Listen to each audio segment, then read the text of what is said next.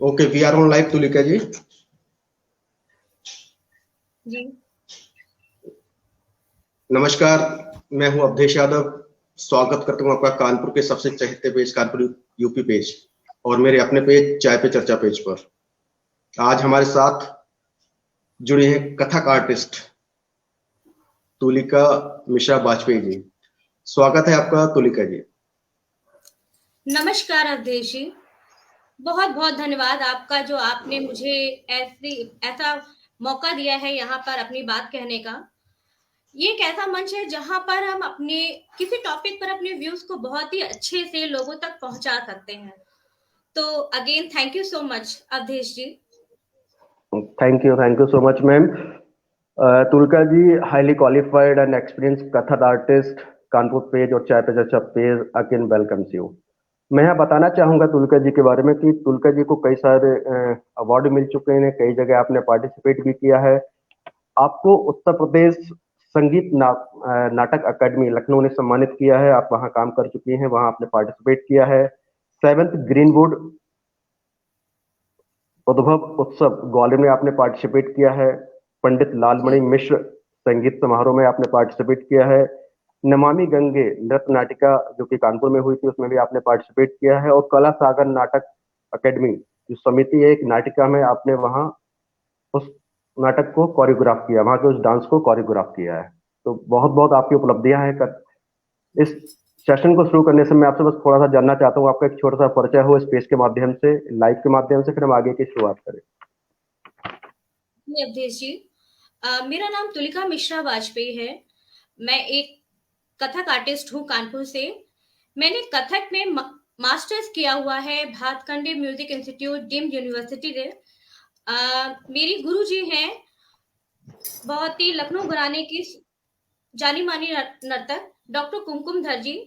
और मैं 12 सालों से बच्चों को कथक नृत्य की शिक्षा दे रही हूँ कानपुर में, और इस समय गीतांजलि कथक केंद्र के माध्यम से बच्चों को सिखा रही हूँ। बहुत बढ़िया, जी बहुत बढ़िया, आपने बहुत अच्छी बात कही। तो तुलका जी शुरू करते हैं आज का लाइव सेशन। चूंकि आप कथक आर्टिस्ट से जुड़ी हुई हैं, कथक नृत्य से जुड़ी हुई हैं, तो पहला जो मन में सवाल आता है वो सवाल आता है कि शास्त्रीय नृत्य कथक क्या है? जी अवधेश जी, बहुत ही अच्छा क्वेश्चन पूछा है आपने। शास्त्रीय नृत्य, सबसे पहले तो ये जानना जरूरी है कि शास्त्रीय क्या होता है। शास्त्रीय का अर्थ है जो हमारे शास्त्र है, सामवेद में संगीत गायन के बारे में बताया गया है, नाट्य शास्त्र में नृत्य के बारे में बताया गया है। उन सबको आधार मानकर जब संगीत बनता है तो वो शास्त्रीय संगीत कहलाता है। और अपने इंडिया में 8 क्लासिकल डांसेस हैं, उनमें से कथक है हमारा उत्तर भारत का प्रमुख शास्त्रीय नृत्य है। कथक नृत्य का अर्थ होता है कथन करे सो कथक कहावे, यानी कहानी कहना, शास्त्रीयता का ध्यान रखते हुए, एक्टिंग करते हुए कोई स्टोरी कहना, और उसमें कोई मैसेज भी हो जो लोगों तक हम पहुंचा सकें, इसे कहते हैं कथक। बहुत बढ़िया। मैं तुलका जी, एक और सवाल आ जाता है इसी से जुड़ा, कथक से जुड़ा हुआ आते हैं कि आप जब बात कथक नृत्य की कर रही हैं, क्या बच्चों को ऐसा नृत्य सीखना चाहिए? जी बिल्कुल सीखना चाहिए, क्योंकि इससे जब ये फिजिकली बहुत बच्चों को स्ट्रांग बनाता है। जब फुटवर्क करते हैं तो बच्चों का स्टैमिना अच्छा होता है, बढ़ जाता है, फ्लेक्सिबिलिटी आती है। और जब हम कथक नृत्य में बोल पढ़ रहे होते हैं, बच्चे करते हैं, तो क्या जैसे मैंने पढ़ा धा दिन दिन दा धा तिन तिन ता दिन दिन दा, कुछ भी मैंने बोला तो बच्चे, जो बहुत सारे बच्चे बोल नहीं पाते हैं अच्छे से, उच्चारण उनका अच्छा नहीं होता, तो उनको सपोर्ट मिलता है बोलने में। और ताल लय के साथ जब वो डांस करते हैं तो उनका फोकस बढ़ता है, मेमोरी शार्प होती है, लय की बहुत अच्छी पकड़ हो जाती है उन बच्चों के अंदर। और जो हमारी पौराणिक कथाएं हैं रामायण महाभारत की, वो बच्चों तक हम बहुत ही अच्छे से गद्भाव के माध्यम से पहुंचा देते हैं। डिस्ट्रक्टिव माइंड जो होता है वो कहीं ना कहीं क्रिएशन में बदल जाता है। बहुत सारे इसके फायदे हैं। जी जी, बहुत अच्छी जानकारी दे रही हैं आप। एक और मन में सवाल आता है कि जो शास्त्रीय संगीत है या जो नृत्य है, लोग अब जी भूलते चले जा रहे हैं, लोग अब दूसरे डांस की तरफ जा रहे हैं, पॉप म्यूजिक और भी कई सारे डांस हैं जो आते जा रहे हैं, जिनके नए नए नाम अब सुनने को मिलते हैं। आखिर क्या ऐसी वजह है कि लोग अब इस संगीत, जो पुराना संगीत चला आ रहा है, चाहे वो कथक है या कुचिपुड़ी है और भी तरह के नृत्य है, इनको लोग भूलते चले जा रहे हैं? क्या ऐसा कुछ होना चाहिए कि इनकी शुरुआत हो? जी सर, मैं ये मानती हूँ कि आजकल की भागदौड़ की जिंदगी में मतलब लोगों के पास समय नहीं है, सब कुछ है पर समय नहीं, और शास्त्रीय संगीत के लिए समय होना, धैर्य होना बहुत जरूरी है। और पाश्चात्य संगीत के लिए जैसे बहुत लोग अट्रैक्ट होते चले जा रहे हैं उसके प्रति, लोगों को इसके बारे में ये नहीं पता कि इसमें हम करियर कैसे बना सकते हैं, जिसकी वजह से पेरेंट्स जो होते हैं बच्चों को एक्टिविटी के तौर पे सिखवाते हैं, पर आगे उसको एज ए करियर नहीं आगे बढ़ाना दे सीखने देते हैं। एक ये भी बहुत ज्यादा फैला हुआ है कि नहीं, शास्त्रीय संगीत, शास्त्रीय नृत्य बहुत कठिन है पर इतना भी नहीं कि हम लोग उसको सीख ना सके, कुछ धैर्य की जरूरत होती है, ये मैं कह सकती हूँ। बहुत बढ़िया।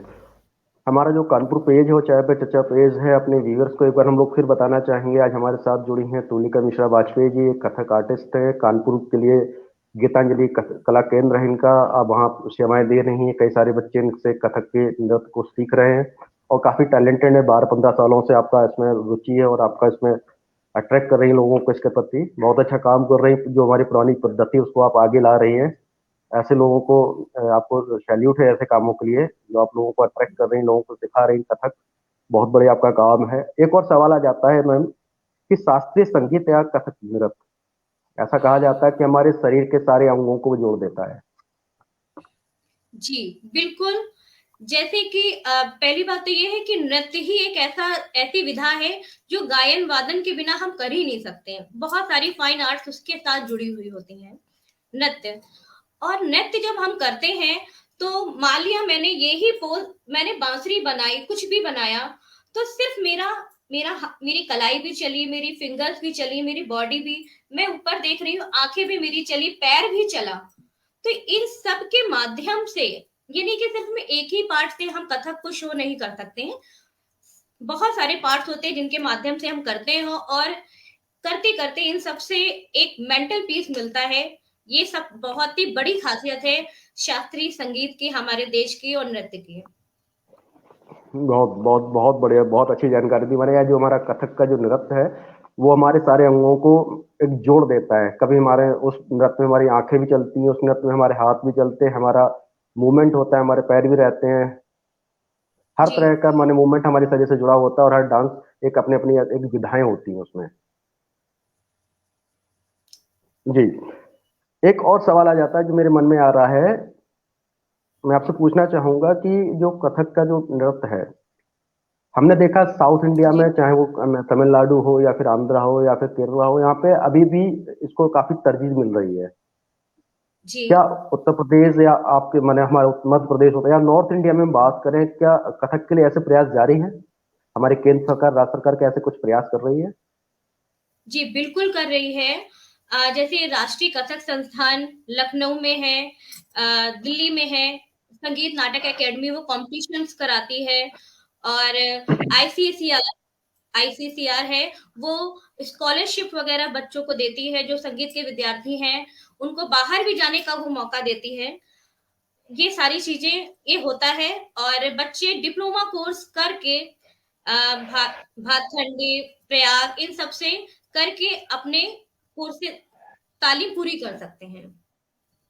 बहुत बढ़िया। मैं आपसे एक छोटा सा बीच में आपसे बताया, जी जी बताएं बताएं, कुछ कह रहे थे आप? जी सर।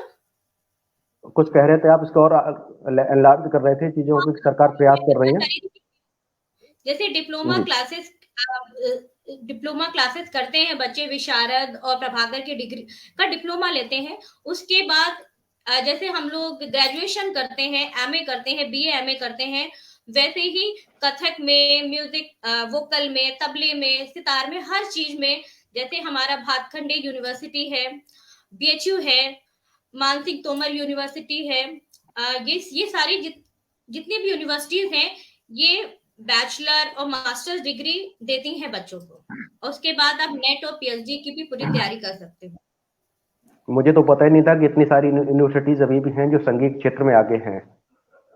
तो यानी इससे लोगों जी को जी बिल्कुल। जानकारी मिली कि संगीत के क्षेत्र में बहुत सारी विश्वविद्यालय अभी भी मौजूद हैं, जहां आप तालीम लेकर आगे बढ़ सकते हैं, आप मानक उपाधि ले सकते हैं और अच्छे अच्छे जॉब के अवसर आपको मिल सकते हैं। जी जी। एक चीज और जानना चाहूंगा आपसे, अभी चूंकि आपसे बात कथक की हो रही, क्या कुछ ऐसे स्टेप्स अगर आप बैठे बैठे बता सके, कुछ जैसे जैसे आपने बताया था ऐसा कुछ, अगर कुछ एक आप 10 15 20 25 सेकंड के कुछ स्टेप्स हो। अम, अब जैसे ये था कि ये करते हैं ता थे थे जी। तर हम्म, आ थे थे तर ता हम्म, थे थे तर आ थे थे तर अत तर तर थे दिगदा दिग दिग थे। बहुत सारी ये भी स्टेप्स हैं हमारे, बहुत सारी चीजें रहती हैं, बहुत सारे बोल हैं जो मतलब जैसे क्लास होती है उसके हिसाब से फिर वो उसी लेवल पे बढ़ते जाते हैं, टफ भी होते जाते हैं। बहुत बढ़िया, बहुत अच्छा आपने इसको स्टेप्स को सिखाया। अब बात आती है कि लोग इसको कैसे सीखे, या जो स्टूडेंट्स हैं या जो बिगिनर हैं, वो अगर ट्रेनिंग ले रहे हैं कथक की, तो क्या क्या ऐसी सावधानी होनी चाहिए, या क्या कैसे ऐसे स्टेप्स होने चाहिए जो उनको ध्यान में रखने चाहिए? ये ध्यान में रखना चाहिए सर कि पहली बात तो बच्चे की रुचि होनी बहुत जरूरी है। ठीक है, बच्चे की उम्र बहुत ज्यादा कम नहीं होनी चाहिए, कम से कम 6 साल का तो वो होना चाहिए, ताकि उसकी जो चीजें हैं उसके बोलों को वो समझने लायक हो जाए। ठीक है, और एक बहुत बड़ी लोग गलती कर देते हैं, बहुत जल्दी जल्दी टीचर बदल देते हैं, गुरु बदल देते हैं। तो गुरु नहीं बदलना चाहिए, कोशिश तो ये रहे पूरी जिंदगी एक ही गुरु रहे। एक और चीज कि आप अगर शास्त्रीय नृत्य कथक सीख रहे हो तो उसके साथ किसी, चाहे वो आपका वेस्टर्न हो या शास्त्रीय हो, कुछ भी हो, दूसरा डांस फॉर्म ना सीखें, क्योंकि उसके जी पोस्चर्स जेस्चर्स बिल्कुल डिफरेंट होते हैं, आपको अलग अलग होते हैं। तो एक साथ आप सारे डांसेस नहीं सीख सकते हो। एक और चीज कि जैसे बच्चे तो इतना नहीं समझते कि ये हमारे लिए अच्छी चीज है, उनको समझाना पड़ता है।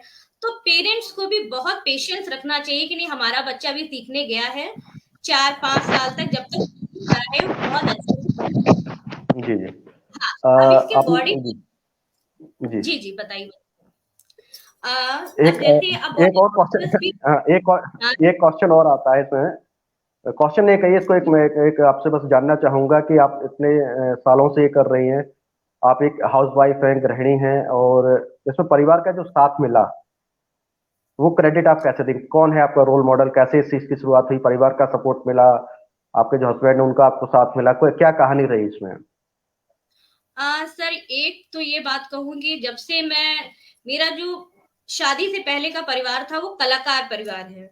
उसमें हर कोई कहीं ना कहीं किसी विधा से, कोई गायन में है, कोई वादन में है। बाबा जी हमारे बहुत बड़े चित्रकला आर्टिस्ट थे। तो क्या हुआ कि हमें शुरुआत से ही घर में माहौल मिलता चला गया कि हमको कभी किसी ने रोका नहीं। जो बच्चे नॉर्मली एक्टिविटी के तौर पे सीखते हैं, बट आगे वो पेरेंट्स रोक देते हैं एक समय के बाद। तो वो मुझे सपोर्ट पेरेंट्स का, पूरी फैमिली का मिला। अब ये बात हुई शादी के बाद, तो हालांकि हस्बैंड डिफरेंट फील्ड के हैं, धीमे धीमे धीमे उन्होंने इन चीजों को, मैं जब करती थी तो उन्होंने देखा, उसे समझा और मुझे बहुत सपोर्ट करते हैं, जिसकी वजह से आज मैं यहाँ पे हूँ। तो सभी का सपोर्ट मुझे मिला हुआ है, ये मैं कह सकती हूँ। चलिए, आप मेरी तरफ से बधाई दीजिएगा हस्बैंड जी को, शुभम जी को, कि उन्होंने इस लायक आपको अपॉर्चुनिटी दी कि आप आगे बढ़े, और ऐसे ही कुछ ख्याल सभी के लिए होने चाहिए। जी जी। कुछ आपका और कोई मैसेज जो आप देना चाहें फेसबुक माध्यम से, इस चाय पे चर्चा पेज और मैं कानपुर पेज के माध्यम से? मैं बस ये कहना चाहूंगी कि जो भी कथक नृत्य सीखे या शास्त्रीय संगीत सीखे, बहुत ही धैर्य के साथ सीखे, मन लगा के, एक गुरु से। और शायद ये एक ऐसी परंपरा है जो गुरु शिष्य परंपरा से जितना आगे बढ़ती है, वो मतलब हमने भी जो सीखा वो गुरु शिष्य परंपरा, और आपको गुरु का आशीर्वाद बहुत बहुत जरूरी है, मुझे जहां जी तक जी। लगता है। चलिए, बहुत ये बहुत थैंक यू, आपका बहुत बहुत आभार, आपने जो समय दिया। Thank thank you so much ma'am, thank you Tulika ma'am, thank you thank you so much sir.